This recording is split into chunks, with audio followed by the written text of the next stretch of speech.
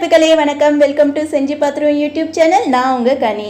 Video போயிட்டு இருக்கும்போதே கமெண்ட்ஸை செக் பண்ணுற ஆளா நீங்கள்? அப்போ இந்த சேனல் உங்களுக்காக தான். ஏன்னா அந்த மாதிரியான விஷயங்களை தான் நான் ட்ரை பண்ணி அதோட உண்மையான ரிசல்ட்டை சொல்ல போகிறேன்.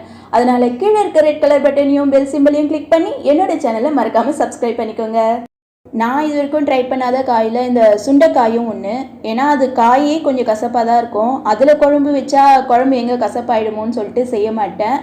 இன்றைக்கி சரி செஞ்சுதான் பார்ப்போமே அப்படின்னு தோணுச்சு. சுண்டைக்காயில் குழம்பு வச்சா குழம்பு கசக்குமா? எதுக்கு டவுட்டு? செஞ்சு பார்த்துருவோம். இந்த குழம்பு செய்கிறதுக்கு முதல்ல ஸ்டவ்வை பற்ற வச்சுட்டு ஒரு கடாயை வச்சு அதில் 3 கரண்டி அளவு எண்ணெய் ஊற்றிக்கிறேன். 1/4 ஸ்பூன் கடுகு போட்டுக்கிறேன். 1/4 ஸ்பூன் வெந்தயம் போட்டுக்கிறேன். ஒரு மீடியம் சைஸ் வெங்காயத்தை இந்த மாதிரி பொடியாக நறுக்கி வச்சுருக்கேன், அதை போட்டுக்கிறேன். ஒரு 7-8 பல்லு பூண்டு போட்டுக்கிறேன். ஒரு கொத்து கறிவேப்பிலை போட்டுக்கிறேன். வெங்காயம் நல்லா வதங்கி பொன்னிறமானதும் 2 மீடியம் சைஸ் தக்காளி எடுத்து இந்த மாதிரி பொடியாக நறுக்கி வச்சுருக்கேன், அதை போட்டுக்கிறேன். தக்காளி நல்லா வெந்து சாஃப்டானதும் சுண்டைக்காயை இஞ்சி தட்டி போடுற கல்லால் இந்த மாதிரி தட்டி வச்சுருக்கேன், அதை சேர்த்துக்கிறேன். தேவையான அளவு உப்பு போட்டுக்கிறேன். இந்த மாதிரி கொஞ்சம் நேரம் வதக்கி விட்டுட்டு ஒரு மூடி போட்டு ஒரு 2 நிமிஷம் பச்சை வாசனை போகிற அளவுக்கு விட்டுடுறேன். இப்போ பாருங்கள், சுண்டைக்காய் பாதி அளவுக்கு வதங்கிடுச்சு. புளிக்குழம்புல காரமாக இருந்தால் தான் நல்லாயிருக்கும். அதனால் நான் 1.5 ஸ்பூன் அளவுக்கு மிளகாத்தூள் போட்டுக்கிறேன். மிளகாத்தூள் வாசனை போகிற அளவுக்கு கொஞ்சம் நேரம் வதக்கி விட்டுட்டு ஒரு மீடியமான லெமன் சைஸில் புளி எடுத்து ஊற வச்சு இந்த மாதிரி கரைச்சி வச்சுருக்கேன், அதை சேர்த்துக்கிறேன். தேவையான அளவு தண்ணி ஊற்றிக்கிறேன். இப்போ எல்லாத்தையும் சேர்த்து ஒரு வாட்டி நல்லா கிளறி விட்டுட்டு ஒரு மூடி போட்டு ஒரு 3 நிமிஷம் ஹை ஃப்ளேமில் வச்சிடுறேன். அப்போ தான் அந்த புளியோட பச்சை வாசனை போகும், அதுக்காக. இப்போ மூடி எடுத்துகிட்டு ஹை ஃப்ளேம்லேயே வச்சு கொஞ்சம் நேரம் கொதிக்க விடுறேன்.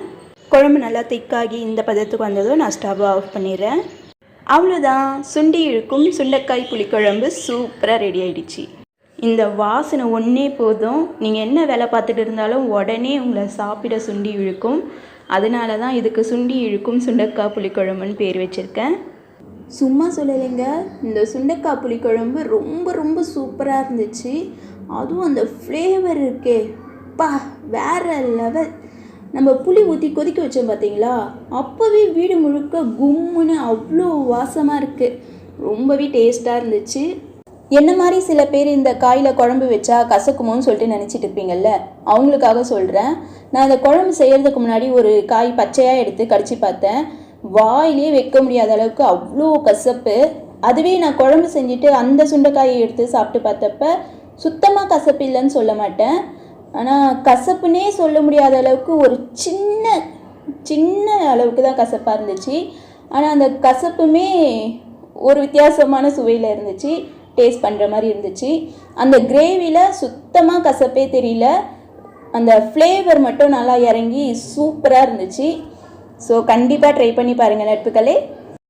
அதனால் நாம் இன்றைக்கி ட்ரை பண்ணதோட ரிசல்ட். இந்த வீடியோ உங்களுக்கு பிடிச்சிருந்தா லைக் பண்ணுங்கள், ஷேர் பண்ணுங்கள், கமெண்ட் பண்ணுங்கள். மறக்காமல் என்னுடைய சேனலுக்கு சப்ஸ்கிரைப் பண்ணுங்கள். இது செஞ்சு பார்த்துருவோம்.